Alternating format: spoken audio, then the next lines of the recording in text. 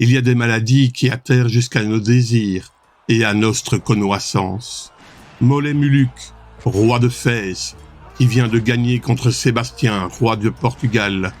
Cette journée fameuse par la mort de 3 rois et par la transmission de cette grande couronne à celle de Castille, se trouva grièvement malade dès lors que les Portugais entrèrent à main armée en son estate et alla toujours d'espuis en empirant vers la mort et la prévoyant. Jamais homme ne se servit de soi plus vigoureusement et plus glorieusement. Il se trouva foible pour soutenir la pompe cérémonieuse de l'entrée de son camp, qui est, selon leur monde, pleine de magnificence et chargée de tout plein d'action, et résigna cet honneur à son frère. Mais ce fut aussi le seul office de capitaine qu'il résigna. Tous les autres, nécessaires et utiles, il les fit très laborieusement et exactement, tenant son corps couché, mais son entendement et son courage debout et ferme, jusqu'au dernier soupir, et aucunement au-delà. Il pouvoit miner ses ennemis, indiscrètement advancés en ces terres, et lui poisa merveilleusement qu'à faute d'un peu de vie, et pour n'avoir qui substituer à la conduite de cette guerre, et à faire d'un estat troublé, il eut à chercher la victoire sanglante et hasardeuse, en ayant une autre sûre et nette entre ses mains. Toutefois, il ménagea miraculeusement la durée de sa maladie à faire consommer son ennemi et la tirer loin de l'armée de mer et des places maritimes qu'il avoua en la coste d'Afrique, jusqu'aux derniers jours de sa vie, lequel par dessein il employa et réserva à cette grande journée.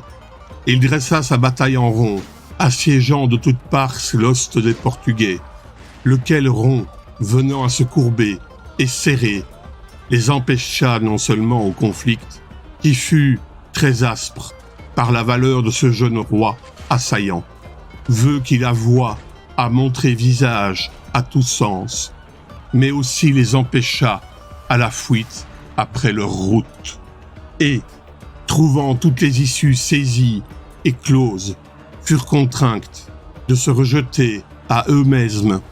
Coerce vantur non solum caede sed etiam fuga, et s'amonceler les uns sur les autres, fournissant aux vainqueurs une très meurtrière victoire et très entière.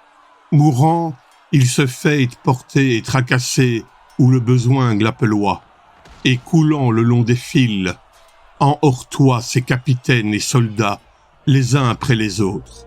Mais un coin de sa bataille se laissant enfoncer, on ne le peut tenir qu'il ne montasse à cheval, l'espée au poing. Il s'efforçoit pour s'aller messeler, ces gens l'arrêtant qui par la bride, qui par sa robe et par ses estriers. Cet effort acheva d'accabler ce peu de vie qui lui restoit.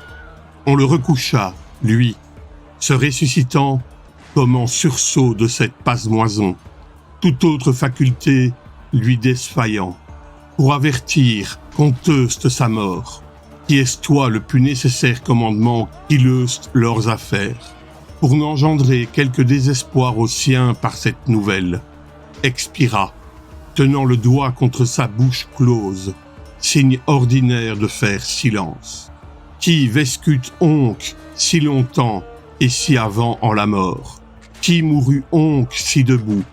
L'extrême degré de trahiter courageusement la mort.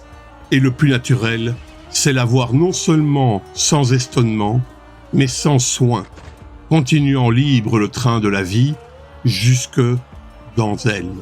Comme Caton qui s'amusoit à dormir et à étudier, en ayant une violente et sanglante présente en sa teste et en son cœur, et la tenant en sa main.